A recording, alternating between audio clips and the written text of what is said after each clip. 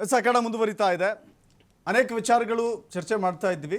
ಅದರಲ್ಲೂ ಪ್ರಮುಖವಾಗಿ ಕಾಂಗ್ರೆಸ್ ಕೆ.ಎನ್. ರಾಜಣ್ಣ ಹೇಳ್ತಾರೆ ಒಂದು ಮಾತನ್ನು, ನಾನು ಕೂಡ ಮುಖ್ಯಮಂತ್ರಿ ಯಾರಾಗಬೇಕು ಅನ್ನೋದರಲ್ಲಿ ಶಾಸಕಾಂಗ ಪಕ್ಷದ ಸಭೆಯಲ್ಲಿ ನಾನು ಕೂಡ ಒಬ್ಬ ವೋಟರ್. ಕರೆಕ್ಟ್. ನಾನು ಸ್ಪಷ್ಟವಾಗಿ ಹೇಳ್ತಾ ಇದ್ದೀನಿ, ಮುಖ್ಯಮಂತ್ರಿಯಾಗಿ ಸಿದ್ದರಾಮಯ್ಯ ಅವರೇ ಮುಂದುವರಿತಾರೆ. ಸೆಪ್ಟೆಂಬರ್ ಕ್ರಾಂತಿ ಅಂದರೆ ಏನು ಅಂದರೆ, ಸೆಪ್ಟೆಂಬರ್ಗೆ KPCC ಅಧ್ಯಕ್ಷರ ಬದಲಾವಣೆ ಆಗುತ್ತೆ, ಸತೀಶ್ ಜಾರಕಿಹೊಳಿ ರಾಜಸ್ಥಾನದಲ್ಲಿ ಕೂರ್ತಾರೆ ಅಂತ. ನಿಮ್ಮ ಪಕ್ಷದಲ್ಲಿ ಆಂತರಿಕ ಪ್ರಜಾಪ್ರಭುತ್ವ ಇರಲಿ, ಅಂದರೆ ಬಹಿರಂಗವಾಗಿ ಹೇಳಿಕೆ ಕೊಟ್ಟಾಗ ಏನು ಪರಿಣಾಮ ಆಗುತ್ತೆ? ಇಲ್ಲ, ಒಂದು ಸತ್ಯ, ಶಾಸಕರಾದವರು ಕರೆಕ್ಟು ಒಂದು ಓಟು ಅವ್ರು ಹಾಕ್ತಾರೆ, ಯಾರು ಮುಖ್ಯಮಂತ್ರಿ ಆಗೋದು ತೀರ್ಮಾನ ಮಾಡ್ತಾರೆ, ಇಲ್ಲ ಅಂತಿಲ್ಲ. ಆದರೆ ಬಹಿರಂಗವಾಗಿ ಹೇಳಿಕೆಗಳು ಕೊಡಬಾರದು, ಇದು ವಾಸ್ತವ. ಅದಕ್ಕೆ KPCC ಅಧ್ಯಕ್ಷರು ಮಾನ್ಯ DK ಶಿವಕುಮಾರ್ ಅವರು, AICC ನಮ್ಮ ಜನರಲ್ ಸೆಕ್ರೆಟರಿ ಕರ್ನಾಟಕ ಉಸ್ತುವಾರಿ ಮಾನ್ಯ ಸುರ್ಜೇವಾಲಾ ಅವರು ಆಲ್ರೆಡಿ ಎಲ್ಲ ಶಾಸಕರಿಗೆ ಹೇಳಿದ್ದಾರೆ, ಬಹಿರಂಗವಾಗಿ ಯಾರು ಹೇಳಿಕೆ ಕೊಡೋದು ಅಂತ.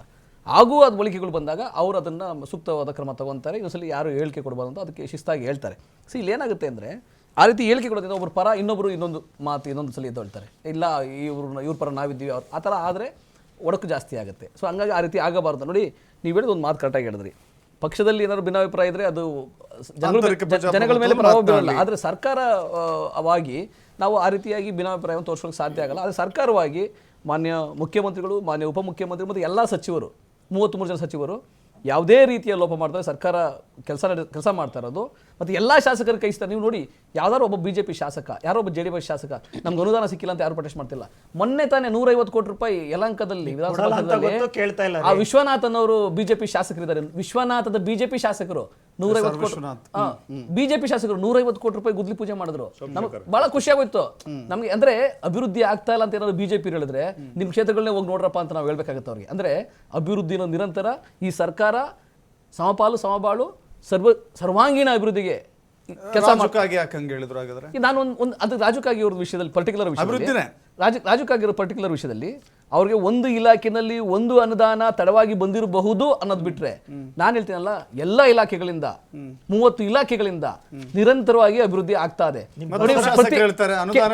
ಮುಖ್ಯಮಂತ್ರಿಗಳ ಕಾಲಿಡ್ಕೋಬೇಕು, ತಪ್ಪದು ಆ ತರ ನೋಡಿ, ಅದು ತಪ್ಪದು, ಆ ಮಾಹಿತಿ ತಪ್ಪು. ಯಾಕಂದ್ರೆ ಆ ತರ ಹೇಳಬಾರ್ದು, ಆ ತರ ಬಿಜೆಪಿ ಕಾಲಿಗೆ ಬೀಳಂತದ್ದು ಆ ತರ ಬಿಜೆಪಿ ಇರ್ಬೋದೇನೋ, ನಮ್ಮಲ್ಲಿ ಆ ರೀತಿ ಇಲ್ಲ. ನೋಡಿ, ಪ್ರಜಾಪ್ರಭುತ್ವ.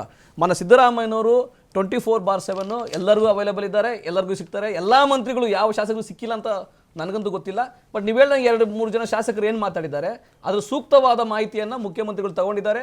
ಯಾರಿಗೆ ಅನುದಾನ ಬಂದಿಲ್ಲ, ಅನುದಾನ ನಾಳೆ ಕತೆ ಏನು? ಯಾವತ್ತೂ ಇಲ್ಲದವ್ರು 40 MLAಗಳನ್ನು ಕರೆದು ಕೂರಿಸಿ 1 to 1 ಮಾತಾಡ್ಕೊಂಡು ಏನಪ್ಪಾ ನಿನ್ ಸಮಸ್ಯೆ ಅಂತ ಕೇಳುವ ಅಂತಕ್ಕೆ ಬಂದು ನಿಂತ್ಕೊಂಡಿದ್ದೀರಿ ಅಂತ ಹೇಳಿದ್ರೆ, ಮುಂದೆ ಇದು ಡ್ಯಾಮೇಜ್ ಬಹಳ ದೊಡ್ಡ ಮಟ್ಟಕ್ಕೆ ಹೋಗುತ್ತೆ. ಈಗಲೇ ಕಂಟ್ರೋಲ್ ಮಾಡಬೇಕು. ಇಲ್ಲ ನೋಡಿ, ಸರ್ಕಾರ 2 ವರ್ಷ ಪೂರೈಸಿದೆ ಆಲ್ರೆಡಿ.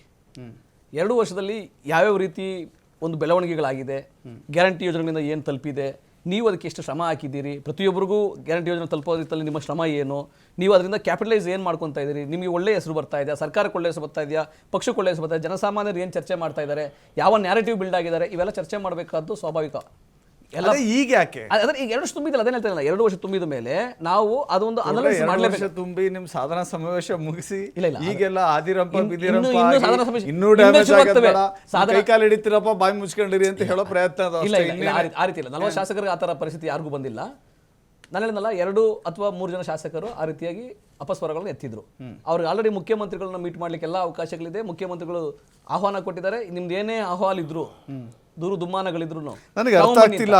BR ಪಾಟೀಲ್ ಮುಖ್ಯಮಂತ್ರಿಗಳ ಜೊತೆಗೆ ಬಂದಂತವ್ರು, ಸಮಾಜವಾದ ವ್ಯಕ್ತಿ, ತುಂಬಾ ಆತ್ಮೀಯ ಸ್ನೇಹಿತರು. ಅವ್ರಿಗೆ ಮುಖ್ಯಮಂತ್ರಿಗಳಿಗೆ ರೀಚ್ ಆಗಿ ಮಾತಾಡಕ್ ಆಗಿಲ್ಲ ಅಂತ ಹೇಳಿದ್ರೆ, ಪಾಪ ಹೊಸಬ್ರ ಅದೆಷ್ಟೋ 30ಕ್ಕೂ ಹೆಚ್ಚು MLAಗಳಿದ್ದಾರೆ, ಅವ್ರ ಕತೆ ಏನ್ರಿ? ಇಲ್ಲ, ಅದು ಮುಖ್ಯಮಂತ್ರಿಗಳು ಎಲ್ಲರಿಗೂ ಸಿಗ್ತಾರೆ. ನಂಬರ್ 1 ಹೇಳ್ಬೇಕಂದ್ರೆ, ಮಾನ್ಯ ಮುಖ್ಯಮಂತ್ರಿಗಳು ಪ್ರತಿಯೊಬ್ಬರಿಗೂ ಸಿಗ್ತಾರೆ. ಪ್ರತಿಯೊಬ್ಬ ಶಾಸಕರಿಗೆ, ಪ್ರತಿಯೊಬ್ಬ ಸಂಸದರಿಗೆ, ಪ್ರತಿಯೊಬ್ಬ ಸಚಿವರಿಗೆ ಎಲ್ಲ ಟೈಮು ಸಿಗ್ತಾರೆ.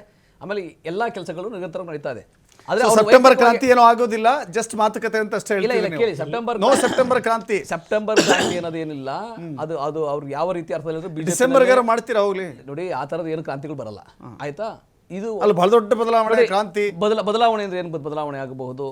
ಸಂಘಟನೆಯಲ್ಲಿ ಸ್ವಲ್ಪ ಬದಲಾವಣೆ ಆಗಿ ಪದಾಧಿಕಾರಿಗಳು ಬದಲಾವಣೆ ಆಗ್ಬೋದು, ಅಥವಾ ಸೇರ್ಕೋಬಹುದು, ಇಲ್ಲ ಮಂತ್ರಿಗಳ ಅಲ್ಲೇನೋ ರಿಷಫಲ್ ಆಗುತ್ತಾ ಚರ್ಚೆ ಬರಬಹುದು. ಅಷ್ಟು ಬಿಟ್ರೆ ಯಾವ ಬದಲಾವಣೆ ಇಲ್ಲ. ಅದಂತೂ ಸದ್ಯಕ್ಕಂತೂ ಇಲ್ಲಿ ಚರ್ಚೆ ಅಂತೂ ಮಾಡೋಕ್ಕಾಗಲ್ಲ. ಅದು AICC ತೀರ್ಮಾನ ಮಾಡಬೇಕಾದ್ದು, ಹೈಕಮಾಂಡ್ ತೀರ್ಮಾನ ಮಾಡಬೇಕಾದ್ದು. ಇಲ್ಲಂತ ಚರ್ಚೆಗೆ ಬರೋದಿಲ್ಲ, ಸ್ಥಳೀಯ ಮಟ್ಟದಲ್ಲಿ ಚರ್ಚೆಗೆ ಬರೋದಿಲ್ಲ. ಆದರೆ ಅಭಿವೃದ್ಧಿ ಅನ್ನೋದು ಕ್ರಾಂತಿಯನ್ನು ಇಲ್ಲಿವರೆಗೂ ಮಾಡಿದ್ದೀವಿ ನಾವು.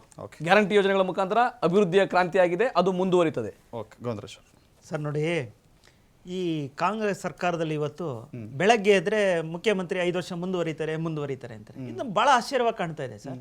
ಮುಖ್ಯಮಂತ್ರಿ ಬದಲಾಗ್ತಾವ್ರೆ ಅಂತ ಯಾರು ಹೇಳ್ತಾವ್ರೆ? ಸೆಲ್ಫ್ ಸರ್ಟಿಫಿಕೇಶನ್ ಕೊಡ್ತಾ ಇದ್ದಾರೆ ಇವರು. ಅದೇ ಯಾಕೆ ಕೊಡ್ತಾ ಇದ್ದಾರೆ ಸರ್? ಒಂದು ಸತ್ಯ ಕಾಣ್ತಾ ಇದೆ. ಯಾಕೆಂದ್ರೆ ಸನ್ಮಾನ್ಯ ಡಿ ಕೆ ಶಿವಕುಮಾರ್ ಅವರು ಅಧ್ಯಕ್ಷರಾದ್ಮೇಲೆ ಸುಮಾರು 136 ಸೀಟ್ ಭರ್ಜರಿ ಒಂದು ಮೆಜಾರಿಟಿನ ತಗೊಂಬಂದು ಅವರು ಮುಖ್ಯಮಂತ್ರಿ ಆಗ್ಬೇಕು ಅನ್ನೋದು ಬಹಳ ಒಂದಿತ್ತು. ಈಗ ಎಲ್ಲ ಒಂದ್ ಕಡೆ ಹೈಕಮಾಂಡ್ ಅವ್ರಿಗೆ ಬಹಳ ಆಶೀರ್ವಾದದಿಂದ ಸಿದ್ದರಾಮಯ್ಯನವ್ರಿಗೆಲ್ಲ ಒಂದ್ ಕಡೆ ಆಶೀರ್ವಾದ ಕಮ್ಮಿನೇ ನಮಗೆ ಕಾಣಿಸ್ತಾರಂಗೆ. ಯಾಕೆಂದ್ರೆ ಈಗ ಮೊನ್ನೆ ಯಾರಿಗೆ ಆಶೀರ್ವಾದ ಕಮ್ಮಿ? ಸಿದ್ದರಾಮಯ್ಯನವ್ರಿಗೆ. ಸರಿ. ಸೊ ಆ ಒಂದು ಇದ್ರಲ್ಲಿ ಇಟ್ಕೊಂಡು ಎಲ್ಲ ಒಂದ್ ಕಡೆ ಸುತ್ತಮುತ್ತ ಇರ್ತಕ್ಕಂಥ ಯಾರು ಇವಾಗ ನವಗರಗಳು ಅಂದ್ರೆ ಸುತ್ತಮುತ್ತ ಇರ್ತಕ್ಕಂತಾರೆ 6-7 ಜನ ಏನಿದ್ದಾರೆ ಬೆಳಗ್ಗೆ ಎದ್ದು ಮುಖ್ಯಮಂತ್ರಿ ಮುಂದುವರಿತಾರೆ ಅಂತ ಅವರೇ ತಮಟೆ ಬಾರಿಸ್ತಾ ಇದ್ದಾರೆ. ಬಿಟ್ರೆ ಬೇರೆ ಯಾರು ಇಲ್ಲಿ ಬದಲಾವಣೆ ಆಗ್ತಾರೆ ಅಂತ ಹೇಳ್ಬಿಟ್ಟು ಹೇಳೋ ಅಂತ ಪ್ರಶ್ನೆ ಕಾಣ್ತಾ ಇಲ್ಲ. ಬಟ್ ಬದಲಾವಣೆ ಆಗೋದ್ರಿಂದಲೇ ಎಲ್ಲ ಒಂದ್ ಕಡೆ ಹೈಕಮಾಂಡಿಂದ ಸುದ್ದಿಗಳು ಬರ್ತಾ ಇರೋದ್ರಿಂದ ಬಹುಶಃ ಇವರೆಲ್ಲ ಕೂತ್ಕೊಂಡು ಎಲ್ಲ ಒಂದ್ ಕಡೆ ಜನರಿಗೆ ಇದರಿಂದ ಒಂದು ಗೊಂದಲ ಸೃಷ್ಟಿ ಮಾಡ್ತಾ ಇದ್ದಾರೆ ಅಷ್ಟೇ. ಬಿಟ್ರೆ ಅವ್ರ ಕುರ್ಚಿ ಕಾಪಾಡ್ಕೊಳಕ್ಕೋಸ್ಕರ ಇಷ್ಟೆಲ್ಲ ಒಂದು ಪ್ರಯತ್ನಗಳು ನಡೀತಾ ಇದೆ. ನೋಡಿ ಸರ್, ಡಿ ಕೆ ಶಿವಕುಮಾರ್ ಒಂದು ಜವಾಬ್ದಾರಿಯಿಂದ ಅಧ್ಯಕ್ಷರಾದವರು ಸಹಜವಾಗಿ ಮುಖ್ಯಮಂತ್ರಿನ ಉಪಮುಖ್ಯಮಂತ್ರಿನಾದ್ರೆ ಅಧ್ಯಕ್ಷನ ಒಂದು ಪದವಿಯಿಂದ ಬಿಟ್ಕೊಟ್ಬಿಟ್ಟು ಬೇರೆಯವ್ರನ್ನ ಮಾಡುವಂಥದ್ದೇ. ಆದರೆ ಡಿ ಕೆ ಶಿವಕುಮಾರ್ಗೂ ಅನ್ಸಿದೆ, ನಾನೇನಾದ್ರು ಅಧ್ಯಕ್ಷನ ಸ್ಥಾನದಿಂದ ಇಳಿದು ಬಿಟ್ರೆ ನನಗೆಲ್ಲ ಒಂದ್ ಕಡೆ ಹಿಡಿತ ತಪ್ಪಾಗುತ್ತೆ, ಪವರ್ ಸೆಂಟರ್ ಕಮ್ಮಿ ಆಗುತ್ತೆ ಅನ್ನೋದು ಒಂದೇ ಒಂದಕ್ಕೋಸ್ಕರ ಇವತ್ತು ಉಪಮುಖ್ಯಮಂತ್ರಿಯಾಗಿ ಮುಂದುವರಿತಾ ಅಧ್ಯಕ್ಷನಾಗಿ ಮುಂದುವರುತ್ತಾ ಇವತ್ತೆಲ್ಲ ಒಂದ್ ಕಡೆ ಆ ಕುರ್ಚಿಯನ್ನ ಏನನ್ನ ಮಾಡಿ ಪಡಿಲೇಬೇಕು ಅಂತ ಹೇಳ್ಬಿಟ್ಟು ಎಲ್ಲ ಒಂದು ಗಾಳವನ್ನ ಸನ್ಮಾನ್ಯ ಡಿ ಕೆ ಶಿವಕುಮಾರ್ ಆಗ್ತಾ ಇವತ್ತು ಅವ್ರದ ಸುತ್ತಮುತ್ತ ಇರ್ತಕ್ಕಂಥ ಸಿದ್ದರಾಮಯ್ಯನ ಸುತ್ತಮುತ್ತ ಇರ್ತಕ್ಕಂಥ ಒಂದು ಫಸ್ಟ್ ಸರ್ಕಲ್ ಇವತ್ತು ಅದನ್ನ ಬಲೆ ಹಾಕಿ ಕಾಪಾಡ್ಕೊಳಕ್ಕೋಸ್ಕರ ಇಷ್ಟು ತಯಾರಿಗಳು ನಡೀತಾ ಇದೆ. ಖಂಡಿತವಾಗ್ಲೂ ರಾಜಣ್ಣರು ಹೇಳ್ದಂಗೆ ಬಹು ದೊಡ್ಡ ಕ್ರಾಂತಿ ಹಾಗೆ ಆಗುತ್ತೆ ಅಂತ ಹೇಳೋದಕ್ಕೆ ನಾನು ಕೂಡ ಹೇಳಕ್ ಇಷ್ಟಪಡ್ತೀನಿ. ಲಾಸ್ಟ್ ರಿಯಾಕ್ಷನ್ ರವೀಶ್ ಅವರೇ.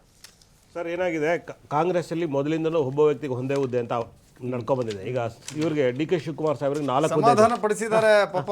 ಅದೇ 4 ಹುದ್ದೆ ಇದೆ. ಅದು ಏನಾಗಿದೆ, ಸಿದ್ದರಾಮಯ್ಯ ಬಳಗದವರಿಗೆ ಸಹಿಸ್ಕೊಳಕ್ ಆಗ್ತಾ ಇಲ್ಲ. ಉಪಮುಖ್ಯಮಂತ್ರಿ ಹುದ್ದೆ ಇದೆ, ಜಲಸಂಪನ್ಮೂಲ ಸಚಿವರಿದೆ, ನಗರಾಭಿವೃದ್ಧಿ ಇದ್ದಾರೆ, ಅಧ್ಯಕ್ಷ ಗಾದೇನು ಇವ್ರ ಹತ್ರನೇ ಇದೆ. ಹಾಗಾಗಿ ಇವ್ರು ಏನಾದ್ರು ಒಂದು ಹೇಳಿಕೆ ಕೊಟ್ಟು ಅವ್ರಿಗೆ ಯಾವಾಗ್ಲೂ ಆಗೋದಿಲ್ಲ, ಏನೋ ಗೊತ್ತಿಲ್ಲ. ಒಟ್ಟಲ್ಲಿ ಬಡ ಬಡಿದಾಟ ನಿರಂತರವಾಗಿ ನಡೀತಾನೆ ಇರ್ತದೆ. ಎಲ್ಲಿವರೆಗೂ ಇವ್ರು ಅಧಿಕಾರದಲ್ಲಿ ಇರ್ತಾರೆ, ನೀ ಕೊಡೆ ನಾ ಬಿಡೆ ಅನ್ನೋ ತರ ಇವ್ರು ಮಾಡ್ಕೊಂಡೇ ಬರ್ತಾರೆ. ಇವ್ರು ಹೆಂಗಾರು ಒಬ್ರು ಅವ್ರ ಶಕ್ತಿ ಕುಗ್ಸಕ್ ಇವ್ರ ಶಕ್ತಿ ಕುಗ್ಸಕ್ ಅವರು. ಬಡ ಬಡಿದಾಟ ಎರಡೂ ಪಕ್ಷಗಳಲ್ಲಿ ಇದು ನಿಲ್ಲಲ್ಲ, ನಿರಂತರವಾಗಿ ನಡ್ಕೊಂಡು ಹೋಗ್ತಾ ಇದೆ. ಒಟ್ಟಲ್ಲಿ ಇವ್ರಿಗೆ ಓಟ್ ಹಾಕಿದಂತ ಕರ್ನಾಟಕ ಜನತೆ ಕಣ್ಣೀರಲ್ಲಿ ಕೈ ತೊಳೆದ ಆ ತರ ಬಂದಿದೆ. ಇಲ್ಲ ನೋಡಿ, ಒಂದು ಅಭಿವೃದ್ಧಿಯ ಕ್ರಾಂತಿ ಇಲ್ಲಿವರೆಗೂ ಆಗಿದೆ, ಅದು 5 ವರ್ಷಗಳ ಕಾಲ ಮುಂದುವರಿತದೆ. 2028ಕ್ಕೂ ಕಾಂಗ್ರೆಸ್ ಅಧಿಕಾರಕ್ಕೆ ಬರುತ್ತೆ, 33ವರೆಗೂ ಅದೇ ಮುಂದುವರಿತದೆ. ಈ ಅಭಿವೃದ್ಧಿ ಅನ್ನೋದು ನಿರಂತರವಾಗಿರುತ್ತೆ. ನಮ್ಮ ಗ್ಯಾರಂಟಿ ಯೋಜನೆಗಳು ಕರ್ನಾಟಕ ಸರ್ಕಾರದ ಮಾದರಿಯನ್ನು ಇಡೀ ದೇಶ ಕೊಂಡಾಡ್ತಾ ಇದೆ, ಇವನ್ ವಿಶ್ವಸಂಸ್ಥೆ ಕೊಂಡಾಡ್ತಾ ಇದೆ. ಗ್ಯಾರಂಟಿ ಯೋಜನೆಗಳಿಂದ ಇಡೀ ಜನರ ಬದುಕು ಒಂದು ಹಸನಾಗಿದೆ ಅಂತ ಹೇಳ್ತಾ ಇದೆ. ಸೊ ಹಾಗಾಗಿ ನಮ್ಮಲ್ಲಿ ಸಣ್ಣ ಪುಟ್ಟ ಗೊಂದಲಗಳಿದೆ, ಅದು ಪರಿಹರಿಸ್ಕೊಂತಾರೆ. ಅದು ದೊಡ್ಡ ಮಟ್ಟದಲ್ಲಿ ಏನು ಬಿಜೆಪಿ ತರ ದೊಡ್ಡ ಮಟ್ಟದಲ್ಲಿ ಏನು ಸ್ಫೋಟ ಆಗುವಂಥದ್ದಲ್ಲ. ಯಾರೋ ಬಣ ರಾಜಕೀಯ ಮಾಡಿಕೊಂಡು ಕೆಜೆಪಿ ಅಥವಾ BSR ಪಕ್ಷ ತರ ಏನು ಡಿವೈಡ್ ಆಗುವಂಥದ್ದಲ್ಲ. ನಮ್ಮಲ್ಲಿ ಆತರ ಹೋಲಾಗಲ್ಲ, ನಮ್ದು ಆತರ ದೋಣಿ ಅಲ್ಲ, ನಮ್ದು ಆತರ ದೋಣಿ ಅಲ್ಲ. ನಿರಂತರವಾಗಿ ಆತರ ಇರ್ಬೋದು, ಬಿಜೆಪಿನಲ್ಲಿ ಆತರ ಆಗುತ್ತೆ. ಬಟ್ ಕಾಂಗ್ರೆಸ್ ಅಲ್ಲಿ ಎಲ್ಲ ಒಟ್ಟಾಗಿದ್ದಾರೆ, ದೂರದಲ್ಲಿ ಶಾಸಕರು. 5 ವರ್ಷಗಳ ಕಾಲ ಸರ್ಕಾರ ಸುಭದ್ರವಾಗಿದೆ, ಒಳ್ಳೆ ಅಭಿವೃದ್ಧಿ ಕೊಡ್ತೀವಿ, ಅದೇ ಕ್ರಾಂತಿ. ಬಿಜೆಪಿನಲ್ಲಿ ಏನಾದ್ರು ನಾವು ಬದಲಾವಣೆ ಆಗುತ್ತೆ ಅಂದ್ರೆ ಅವ್ರದ್ದು ಭ್ರಾಂತಿ. ಬಿಜೆಪಿನಲ್ಲಿ ಏನಾದ್ರು ನಾವು ಬದಲಾವಣೆ ಆಗ್ತೀವಿ ತಿಳ್ಕೊಂಡಿದ್ರೆ, ಬಿಜೆಪಿನಲ್ಲಿ ಕ್ರಾಂತಿ ಏನಾಗುತ್ತೆ ಅಂದ್ರೆ ವಿಜಯೇಂದ್ರ ಅವರು ಕುರ್ಚಿ ಉಳಿಸ್ಕೊಳ್ಬೇಕಾಗಿದೆ, ಆರ್ ಅಶೋಕ್ ಅವರು ಕುರ್ಚಿ ಉಳಿಸ್ಕೊಳ್ಬೇಕಾಗಿದೆ. ಅದಕ್ಕಾಗಿ ಅವ್ರು ಕ್ರಾಂತಿ ಮಾಡ್ಬೋದು, ಅವ್ರು ಹೋರಾಟ ಮಾಡ್ಬೋದು. ಬಿಜೆಪಿನಲ್ಲಿ ಆಂತರಿಕ ಕಿಚ್ಚಾಟದಿಂದ ವಿರೋಧ ಪಕ್ಷನೇ ಇಲ್ಲ ರಾಜ್ಯದಲ್ಲಿ, ನೋ ಲೀಡರ್ಸ್. ಎಸ್, ಧನ್ಯವಾದಗಳು ನಟರಾಜ್ ಗೌಡ್ರೆ, ರವೀಶ್ ಅವರೇ ಹಾಗೂ ಗೋವಿಂದರಾಜ್ ಅವರೇ ನಮ್ಮ ಜೊತೆ ಮಾತನಾಡಿ ಭಾಗವಹಿಸಿದ್ದಕ್ಕೆ. ಎಸ್, ಎರಡೂ ಪಕ್ಷಗಳಲ್ಲೂ ಕೂಡ ಆಂತರಿಕ ಒಳಬೇಗುದಿಗಳು ಕಾಣ್ತಾ ಇದ್ವಿ. ಆಡಳಿತ ಪಕ್ಷದಲ್ಲಿ ಸಹಜವಾಗಿ ಅಧಿಕಾರದ ಹಂಚಿಕೆ ವಿಚಾರಕ್ಕೆ ಕೆಲವಷ್ಟು ಗೊಂದಲಗಳಿದ್ದೇ ಇರುತ್ತೆ. ಆದರೆ ಅದು ಒಂದು ಹಂತ ಮೀರಿ ಹೋಗಿದೆ ಅನ್ನುವ ಕಾರಣಕ್ಕಾಗಿ ನಾಳೆಯ ದಿನ ಬಹಳ ಪ್ರಾಮುಖ್ಯತೆಯನ್ನು ಪಡೆದುಕೊಳ್ಳುತ್ತಾ ಇರುತ್ತೆ.